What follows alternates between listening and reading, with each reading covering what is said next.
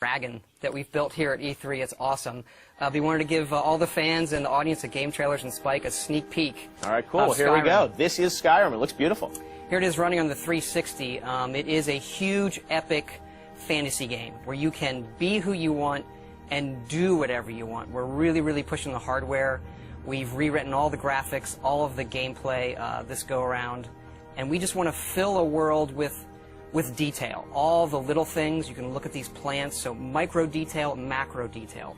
You can walk to the top of that mountain. If you've played our stuff, you know these are huge games that are wide open for you to explore and do what you want. We have a new animation system, so you can play in third person. So some nice blending on the character. That is Dragonborn. That is. You can be whoever you want, male or female. This is the character we're showing. So a lot of people like to play in third person, so it's a real viable option this go around. Mm-hmm. You've got wildlife. You've got the world is really alive. Really, really alive. That's what we push for. And you are who you play. The right trigger does your right hand. The left trigger does your left hand. And so, as opposed to picking a character, you just be who you want, do what you want. So now I'm kind of being a battle mage, where the left trigger is casting this healing spell, and I can put that in any hand if I want. So right trigger, and then left trigger. Dual wield spells, and you power up. What's cool is if you pull both triggers at the same time, you get a more powerful version of that spell. Now we're headed up high up into the mountains where it gets snowy to this Nordic ruin. This is one of our over 150 dungeons that we have in the game, and the ancient Nords used to worship dragons. So here we are inside the dungeon with our bow. We do have a lot of cool stealth gameplay as well. So we really want to pay off on all of those different styles of gameplay, whether it's stealth, melee, magic. As this person is switching between first and, or in this playthrough first and third, do you think a lot of people are going to play it that way, or? I prefer first person myself, but I noticed a lot of people just like to run around in third person. You can also dual wield swords. Okay, wow. Actually, dual wield any one-handed weapon. And you'll see me use a shout here. It's one of our magic powers you can do. There are a lot of shouts throughout the game, right? These dragon shouts. Yep.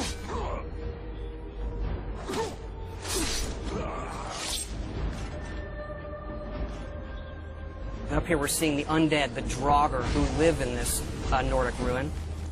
Using a flame spell in my left hand, sword in my right. And then another shout power. And how do you gain these shout powers throughout the game?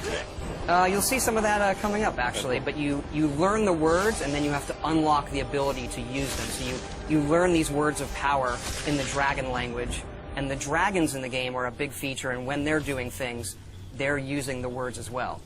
There are staves you can use to light areas of dungeons on our way out of this dungeon. We use water as a nice feature to guide you out sometimes as well. Now you have a new sort of story system in this too, right? A Radiant story system? Radiant story that guides all of our quests to make it, since it is a big open game, to give us some more control over the experience you're going to have and make it more dynamic. Wow. Here we're out in the tundra, which is this wide open grasslands in the middle of Skyrim. Oh God, this is a brand new engine, right? Yep, the creation engine that we built just for this game. So a lot of these creatures are peaceful unless you mess with them. Uh-oh, not a good idea. And you can also breathe fire like the dragons. That's one of the shouts. Okay. I'm going to use coming up here. Dragon breath.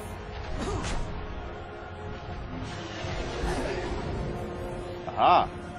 And dragons can attack anything. They're dynamic creatures. We don't script them. So when we're playing the game, we don't know what they're going to do. Often they are these big boss fights that are dynamic and interesting in ways that we've never experienced in a game before.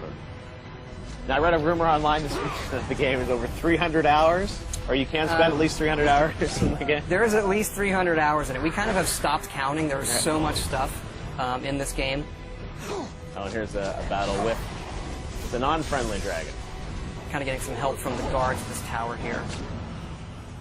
And then when they die, you absorb their souls, and this allows you to unlock words of power, shouts that you've learned, and power them up. And then we also have fights in the game in times where there are multiple dragons. So here comes another one up there, a frost dragon. They're even more powerful than the dragon that I just defeated with the help of the guards. And what's cool about this game is, dragons are not just going to come into the, the final 10% of the game. I mean, you're going to see them throughout the game, right? They are creatures like any other, and you see them not from the initial get-go, but you see them throughout the game, yes.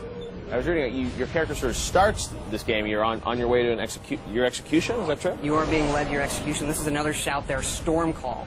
So this calls a storm that brings lightning down to defeat your enemies. One of the more powerful shouts.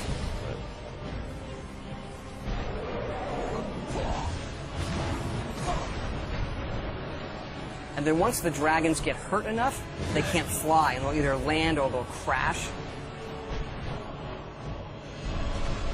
And how will your relationship with these dragons change throughout the game? I mean, obviously, there's some that will be friendly to you. I don't want to quite spoil it yet, but they all aren't out to destroy the world, and why they're back and what they want is part of the mystery of the main quest in the game that you're going to uncover. Wow, very cool. Justine, are there any questions from fans for Todd? I have a question here from Jerry V on Facebook. Says, love the guilds in Oblivion. I wonder if the fractions are going to return. Do you think it'll happen? We do have factions returning. Our three main factions are the College of Winterhold, which is like for the mages, the Companions, which is our warrior guild, and then the Thieves Guild, of course. Right. Very cool. And there's the beautiful Skyrim logo, and the date we know is going to be 11/11/11, which is coming out in November. Very cool. Justine, any more questions? Let's see, Player22 on Twitter says, loving the new engine. Can't wait to see more. Curious with how many environments they will have in Skyrim. There's a lot. It's another thing where we stopped counting. I mean, we have 7 major different regions in the game. You've seen some of that where we get into snowy mountains and pine forests and fall forests, that open tundra, lots of different dungeon types. I mean, we go at this each time trying to make the biggest, craziest role-playing game we possibly can and let people just do whatever they want. Awesome. Well, Todd, thanks so much for coming me. by. We cannot wait to see more of Skyrim. It's definitely